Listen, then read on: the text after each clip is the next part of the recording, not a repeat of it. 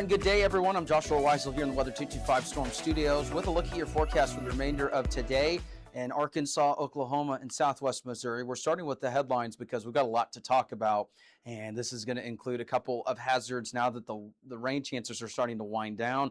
Got some other things to talk about, including Saharan dust that arrives by the time we get to early next week. And then we're also talking about the potential for maybe some triple-digit heat in some locations, and certainly triple-digit heat index values for, a little bit more widespread as we head into more of a summer-like pattern. And then the other thing, too, finally starting to see the weather quiet down. We got rain and storm chances today, some isolated chances tomorrow once again, and then by the time we head into early next week, we should be fully, a little bit on the calmer side with the weather, especially late weekend as well. For the remainder of today, some areas are going to start off a little bit cooler, like Barnsdall right around 85 is the forecast for today. 90s in the River Valley, right around the upper 80s to lower 90s, anywhere between about 88 to 91, I'd say. And then Northwest Arkansas, Southwest Missouri, right around the lower to the mid 80s, just depending on the location. Overnight tonight's going to be another, kind of same old, same old. We're going to be expecting some of those lower to the mid 70s pretty much for a large portion of the area. So another slightly warm start to the day. A little bit warmer by a couple degrees into eastern Oklahoma and in the River Valley. So that's kind of the same old pattern, but we've got some changes. We'll show you the 7-day forecast here in just a minute and future scan radar. So here's a look at what we've got. Unfortunately, we've got another evening of potential for some strong to severe storms like yesterday. Not everyone's going to see severe weather. In fact, some good news is the cap started to develop later yesterday evening, and that meant that the activity that was making its way towards the area, once it kind of hit this line where we cover, stuff fizzled out pretty significantly. So the good news is for at least a majority of our coverage area, we didn't see a whole lot of activity yesterday. Unfortunately, for areas such as Tahlequah, we did see some wind damage from some intense winds with some of the storms, even one tornado warning. Today, kind of the same thing, but not in terms of tornadoes and all of that. The way it's going to be similar to yesterday is kind of like what we've been saying with some of these last few systems is not everyone's going to see severe weather. Now, over the course of the weekend last week, that was a little bit different. That was a little bit more widespread. But for our neck of the woods, today, there's a low and a medium chance for some strong to severe storms north of I-40. Some of those could produce maybe some large hail, damaging winds, and an isolated tornado or two. Not everyone's going to see those impacts, and not everyone's going to see severe weather. But I think along the north of I-40, there's another chance for some scattered showers and thunderstorms. So outside of the severe weather probability, there's a chance that these areas see some rainfall to be aware of once again. And the reason that's going to be important too is I say this, and I've said this in our coverage the last couple of weeks. Whenever you have severe weather, this is typically the more glamorous, parts of the forecast. And I don't mean that in a positive way for storms. I'm just saying, think of severe weather in flooding. If I tell you it's going to flood or I tell you it's going to be severe weather, the thought of tornadoes and winds and hail are going to kind of, exceed the thought of flash flooding. So I don't want you to overlook the flooding potential. We've already seen considerable flash flood warnings in our parts of the coverage area, Southwest Missouri, Northeast Oklahoma, over the last couple of weeks. There's a lot of water laying around, and then you add that rainfall to it, and we'll show you what we're talking about.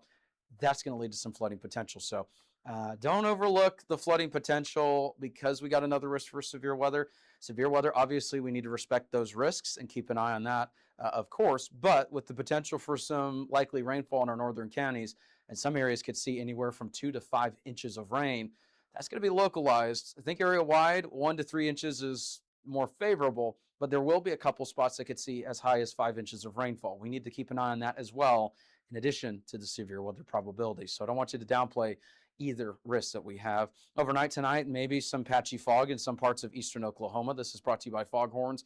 Thank you so much to Foghorns for sponsoring the channel. This is the Foghorns Morning Fog Outlook for tomorrow. And be sure to support them like to support us. They're located in Fayetteville and in Springdale. Be sure to check them out and support them. And thank you so much for checking them out. If you own a small business or a local business and you're looking to advertise, we do have options available such as this. Be sure to reach out to us today. You can find our contact information on weather225.com or head on over to my Facebook. We have a new post with all the latest details on that. Here's a look at future scan radar. And yeah, throughout the majority of this afternoon, a couple spotty showers will be possible. But by the time we get to 4, 5, 6 o'clock, we'll have to keep an eye on this activity to the north and west in portions of southwest Missouri, northeast Oklahoma. Unfortunately, these areas have been the epicenter for a lot of storm activity the last couple of weeks. And unfortunately, We got more on the way tonight. That'll continue into this evening into late tonight. Overnight tonight, there's going to be additional showers and storms that push in from the north and west. This will continue into tomorrow morning. And then by the time we get to tomorrow afternoon, things start to fizzle out. So unfortunately, another long night, but it's not going to be one of those nights where, absolutely everyone needs to stay up. It's a heightened severe weather probabilities, nothing like that. My encouragement for tonight is, the severe weather risk, it's going to be greater further to the north. We're still going to have a very unstable environment, conditions that are favorable for severe weather. But if you're worried about staying up all night tonight, you don't have to stay up all night. Word of advice is, especially along and north of I-40, have those ways to receive alerts overnight, ways that can wake you up just in case. I tell you, too, I feel sleep deprived. We've had all of these risks that have been evening and overnight, so I'm looking forward to the pattern that we've got ahead and much quieter weather. So tonight, not everyone's going to see severe weather. Not everyone's going to see storms in general, but just to be safe, because we have that risk, we're going to be keeping an eye on the activity this evening until late tonight. Have those ways to receive alerts just in case. Not everyone's going to see warnings, but in the event that they're issued, I want you to have those ways to receive alerts.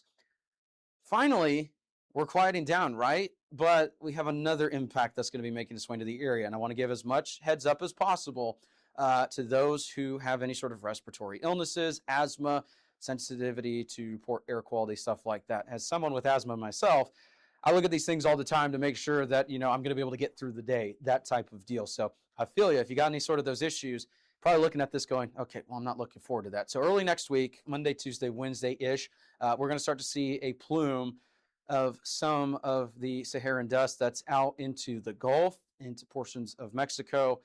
That's going to start making its way towards our area. And in our case, unfortunately, we've highlighted two areas, the general poor air quality and then the more unhealthy air quality where it could be at unhealthy levels.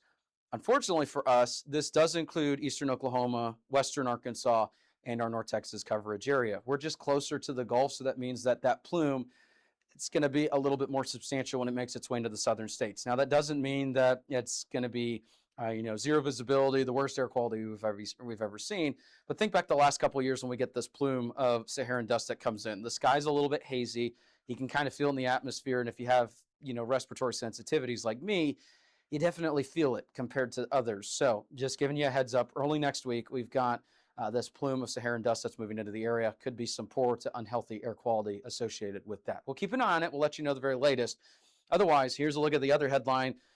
Yeah, we're into the 90s. And even in Northwest Arkansas, there could be some opportunities for some triple-digit heat index values, just depending on the area. And in fact, parts of the River Valley getting close to the triple digits, if not maybe seeing our first triple digits of the season and this year in general. So we'll have to wait and see Tuesday through Thursday if we're going to hit the triple digits. We'll keep an eye on that.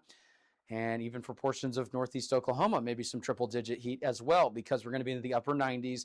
But keep in mind, with some of these forecasts for the broad coverage area that we cover, you're going to have the official polling locations, which is what these forecasts are generally for. But areas outside of where those official polling locations are, those could see a couple degree differences. So, for example, at Fort Smith Airport, you could have a couple areas outside of where the airport's recording that are above those temperatures. So, hypothetically, let's say Fort Smith records 99. That doesn't mean that every single person in the River Valley seeing 99 degrees. There could be a couple areas that hit slightly higher. It's just that they don't have the official recording locations. So, and that's for, the climatology data, recording the records and everything along those lines for the forecast. So definitely the potential for some triple digit heat, maybe even into portions of Southwest Missouri. Maybe not as close as the River Valley in Northeast Oklahoma, but it is certainly going to be warmer as we head later into the week. So the other thing too, notice the rain chances dramatically lower. We're going to have a chance for some rain tomorrow. That's mostly morning through midday, and then it clears out by the time we get to the afternoon. And then maybe a couple pop-ups for parts of the area, maybe Wednesday, Thursday. So that's a look at what we got there. Thank you so much for tuning in. Have a good one. And stick around. Well, the very latest information. If any warnings are issued later on, we'll be here in the studio covering those. And the other thing too, to help keep our operation funded and keep going and everything along those lines, we're looking for partnerships. And we have a couple ways that you can support us if you like these updates. One of the things that we do is we don't do the pop-up ads that you see on your typical apps and on your typical websites when you go to click it. It's a pop-up ad. We don't know where it's from. There's no way to check on the source. And, There's all sorts of, things that just float around the internet. We don't do that on our website, and there is the potential that we could make a lot of money from that, but we want the users to have a friendly experience where they go to the website, they get all of the forecast information they need. They don't have to click the pop-up ad to turn off. And we also want to highlight local businesses. So if you're looking to support a local business like your own and see if you can get your outreach out there through our platforms, we're looking to partner with local businesses. So that helps fund and support our business and get your outreach out there. And if you're a viewer and you don't have a local business that you want to support, but you still want to support us, you can check out our Patreon or one-time donations, anything like that on Venmo. So that's just our little plug here.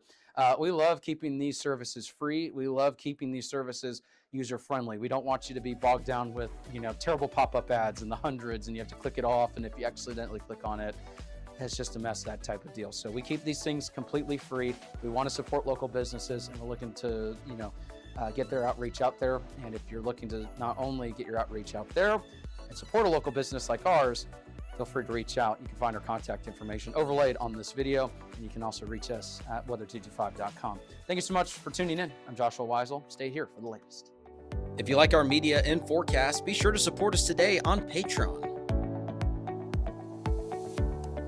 You can advertise with us this storm season and throughout the year. Contact us today for availability and pricing. Weather225 since 2015.